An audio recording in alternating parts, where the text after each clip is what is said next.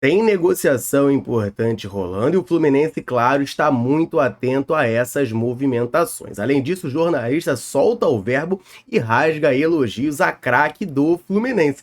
Além disso, apesar da temporada ruim que o Flusão faz em 2024, jogadores do Flu atingem marcas importantes na temporada. Isso e muito mais a gente vai falar nesse vídeo aqui, então desde já deixe o seu like, se inscreva no canal e ative o sininho para não perder nada. Depois da vinheta, vamos falar de Fluminense.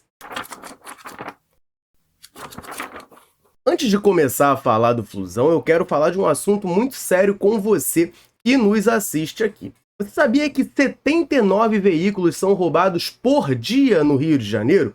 É um número absurdo, né? Não dá para ficar andando por aí com seu carro, sua moto, desprotegido, contando com a sorte. Então conte com quem entende de proteção. No Clube Unir existem planos que cabem no seu bolso. Aponta agora o seu celular para o QR Code que está aqui na tela e faça uma cotação ou entre em contato pelo telefone que está aqui em cima.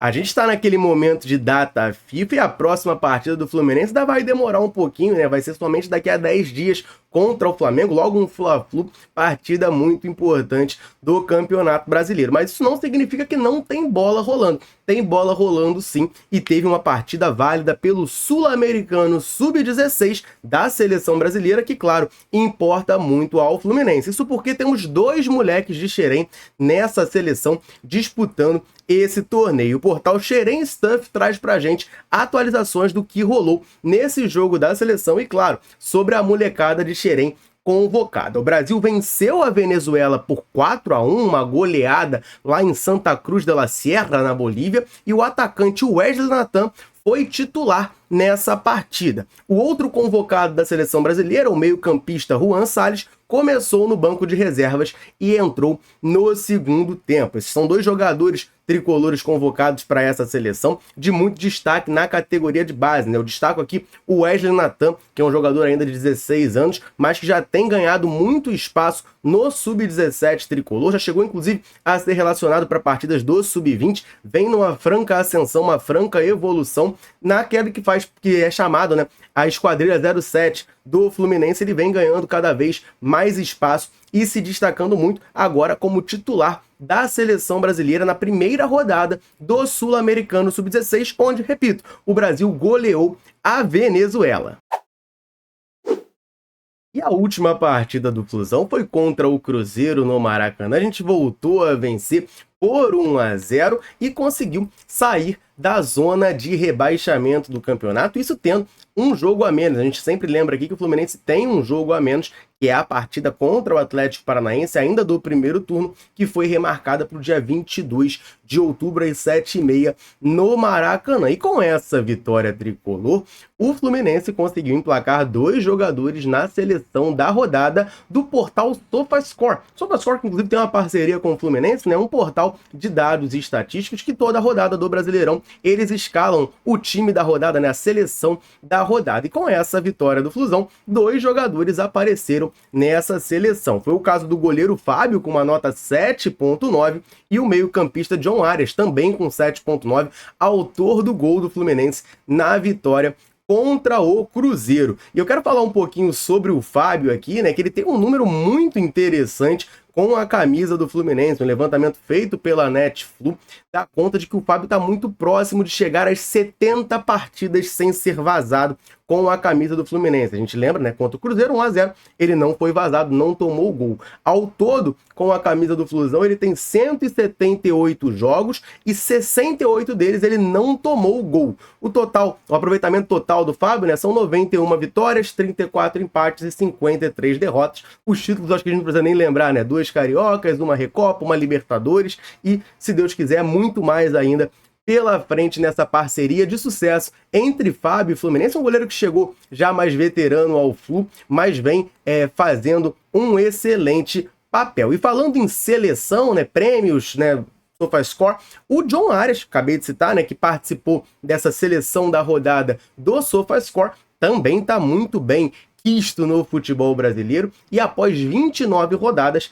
ele apareceu na seleção da Bola de Prata da ESPN. Pois é, o John Arias tá aí na tela a escalação, né? Tá até numa posição que não é a dele, ele aparece aqui como um centroavante nessa lista, ele entrou no lugar do Pedro do Flamengo, mas ele aparece finalmente, né? Finalmente um jogador do Fluminense, apesar do ano muito ruim que a gente faz, aparecendo nesse prêmio Bola de Prata da ESPN. Eles avaliam ali os jogadores por posição, são um sistema ali de notas médias, né?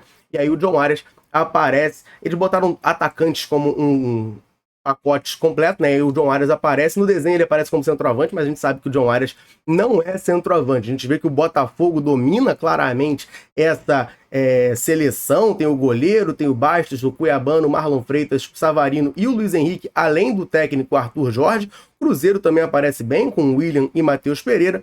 Bahia tem o Gabriel Xavier, Palmeiras tem o Estevão e agora o Fluminense tem o John Arias nessa seleção da Bola de Prata após as 29 primeiras rodadas do Brasileirão. E eu quero falar um pouquinho também sobre o John Arias, porque ele está muito perto de repetir uma marca que ele conseguiu em 2022 e em 2023, que é uma marca muito expressiva. É o que no meio do futebol o pessoal chama de duplo-duplo, que é conseguir mais de 10 gols e assistências na temporada, né? Mais de 10 gols e 10 assistências na temporada. Em 2022, o John Arias teve o seu melhor ano em termos de números, né? Ele fez 16 gols e deu 17 assistências. Em 2023, o melhor ano em termos de títulos, ele fez 12 gols e deu 17 assistências. E nessa temporada de 2024, ele já tem 11 gols e 7 assistências com a camisa tricolor. E a Netflix, inclusive, lembra a gente de que o Arias igualou o Fred numa estatística muito importante. Ele conseguiu, pela terceira temporada consecutiva,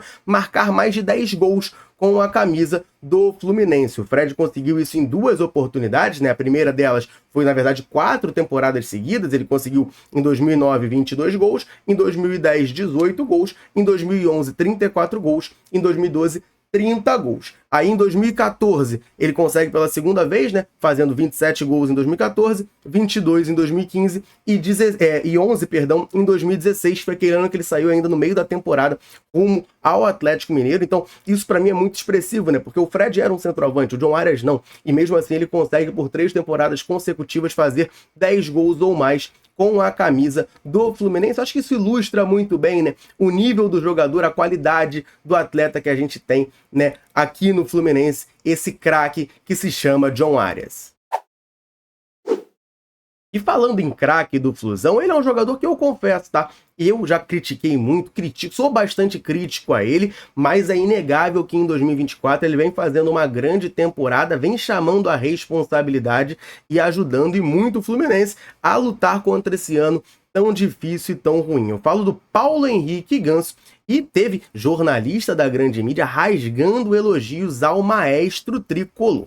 Já vou te contar tudo isso aqui nesse vídeo, só vou antes, rapidinho, aproveitar para dar uma moral para a galera tricolor, sempre ligada aqui na Central, sempre nos dando aquela moral. Todo vídeo eu convido você que está aí assistindo a deixar um comentário aqui embaixo falando o seu nome e de onde você está nos assistindo. A gente gosta muito de saber até onde nesse mundo gigantesco a Central Fluminense consegue alcançar. A galera chega junto, deixa o comentário, sempre que a gente pode, a gente vem aqui e manda aquele abraço. Então nesse vídeo eu vou mandar um abraço para o André Nunes, de São João da Barra, para o Marcos Afonso, do Rio de Janeiro, Vander Lúcio, de Governador Valadares, em Minas Gerais, para o Zé, de Teresópolis, da Mata, de Petrópolis, e para o Paulo Salvador, de Santíssimo. Um abraço para a galera tricolor ligada na Central, convite mais do que reforçado, que a gente mande um abraço, um salve, cite o seu nome, comenta aqui embaixo dizendo o seu nome e de onde você está nos assistindo.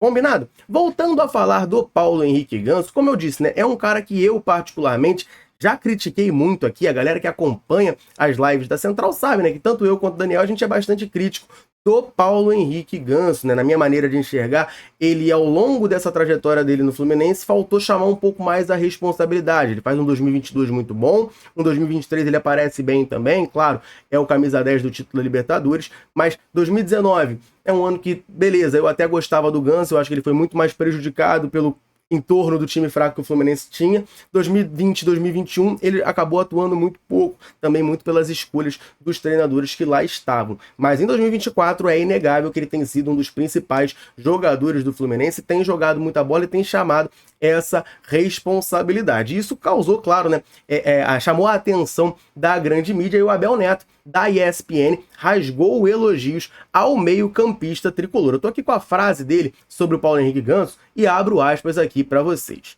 Me arrisco a dizer que poucos jogadores no mundo enxergam o jogo como Paulo Henrique Ganso. Ah, mas ele não conseguiu jogar na Europa. Isso é fato, é verdade. Além de chegar ao jogo, tem uma questão de intensidade, de parte física. Mas assim, enxergando o jogo, na minha opinião, poucos jogadores no mundo enxergam o jogo de futebol como Paulo Henrique Ganso. Essa foi a declaração do Abel Neto, e eu concordo com ele, tá? Por mais que, como eu acabei de dizer, eu seja um cara que, em geral, sou muito crítico do Paulo Henrique Ganso, isso é inegável, tá, gente? A maneira que o Ganso enxerga o jogo, a maneira que o Ganso tem de tratar a bola, de achar os espaços, são pouquíssimos jogadores no mundo que conseguem, né, ter essa capacidade. E, o Ganso não jogou na Europa. É verdade, não jogou. Mas, gente, desculpa, né? Se o Ganso tivesse a intensidade física suficiente para jogar na Europa, ele não estaria no Fluminense nesse momento, né? Me desculpa falar isso, né? Mas a gente sabe que, infelizmente, o futebol mundial criou essa disparidade, onde os grandes jogadores, infelizmente, não estão no futebol brasileiro. Então, se o Ganso fosse um cara muito móvel, muito fisicamente apto, ele não estaria aqui, gente. Desculpa, ele seria um jogador de seleção brasileira, de Real Madrid, de Bayern de Munique, ou qualquer outra coisa, né? Então, essa é uma realidade. Infelizmente, aqui no futebol brasileiro, a gente vai ter os gênios no fim de carreira ou no comecinho delas, e os jogadores que estão ali nesse período, né, entre carreira, né, ali dos 20 aos 35 anos que jogam aqui, eles sempre vão ter algum asterisco que a gente vai acabar colocando. O caso do Ganso é esse, ele é um jogador de pouca mobilidade, até por isso que ele teve essa dificuldade em 20 e 21 aqui no Fluminense de se adaptar. No momento que o Fluminense jogava muito mais em transição rápida, ele teve essa dificuldade de se adaptar com o Odair, com o Roger Machado também. É um cara que tecnicamente dispensa comentários, tem essa visão acima da média. A questão que me incomodava, sempre me incomodou muito no Ganso, é que eu achava que faltava ele chamar um pouco mais o jogo e participar mais em gols e assistências. O que tem acontecido esse ano, o Ganso tem pisado mais na área, meteu gol contra o Vasco, meteu gol em Libertadores também, tem dado mais assistências. Então, assim, esse ano eu tenho muito pouco a reclamar do Paulo Henrique Ganso. Claro, vai ter uma partida ou outra que eu vou me estressar, que eu vou falar, pô, o Ganso não apareceu e tal, mas em 2024 eu tenho gostado muito do futebol dele e assino embaixo os elogios do Abel Neto. Visão de jogo, cara, qualidade técnica, você vai ver poucos no mundo, né? No mundo, e não digo nem só hoje, mas na história do futebol, que tem essa visão de jogo que o Paulo Henrique Ganso tem. Concorda com o Abel Neto? Concorda comigo? Deixa o comentário aqui embaixo pra gente trocar aquela ideia. E tem negociação rolando. Essa negociação é importante para o Flusão, que fica de olho para saber os próximos passos dessa história. Quem traz para a gente essa informação é o portal UOL Esporte, que dá conta de que a TV Globo volta a negociar com a Brax para transmitir o Cariocão de 2025. A gente lembra que a TV Globo sempre transmitiu o Cariocão, né? Pelo menos desde que eu me entendo por gente, a Globo sempre transmitiu, mas em 2020 rolou aquele imbróglio, né? Aquela cisão por conta do Flamengo, que transmitiu um jogo deles amparado na lei do mandante, que nem tinha sido sancionado ainda. A Globo rescindiu o contrato, largou o campeonato carioca. E desde que ela saiu, a Record em 2021 e 2022 transmitiu o campeonato, e em 23 e 24 a transmissão ficou por parte da Band. Mas a detentora dos direitos é a Brax. A Brax compra os direitos e repassa, né? E ela ainda tem os direitos do Campeonato Carioca e agora está negociando com a TV Globo para, quem sabe, transmitir o Campeonato Carioca em 2025. A informação do UOL Esporte é de que a negociação envolve TV aberta e pay-per-view, e vamos ter algumas novidades ao longo das próximas semanas aí sobre esse assunto. A gente lembra que a TV Globo, antes dessa cisão, ela pagava um valor ali igual para os 4 grandes do Rio, e após esse conflito, os novos acordos agora tem uma diferença, né? O Flamengo ganha um pouco mais, o Fluminense ganha ali logo depois, o Botafogo, ano passado, topou fechar com a Band, também está ganhando a mesma coisa que o Fluminense, só o Vasco, que não fechou com a Brax, chegou a transmitir seus jogos na Cazé TV ainda, não fechou esse acordo, mas existe essa disparidade. O Flamengo ganha um pouco mais do que os outros, e foi algo que causou muito desconforto nos demais times cariocas, já que o torneio, historicamente, né, a TV Globo pagava o mesmo valor para os 4 grandes do Rio de Janeiro. Essas eram as informações, torcedor tricolor, que eu queria trazer nesse vídeo aqui para você. Agora eu convido você, claro, a deixar sempre o seu comentário aqui embaixo. Você acha que é uma boa a TV Globo voltar a transmitir o Cariocão em 2025? Repito, está em negociações ainda essa situação. Então deixe seu comentário aqui embaixo para a gente trocar aquela ideia. Combinado? Eu vou ficando por aqui. Um abraço, saudações tricolores. Tamo junto.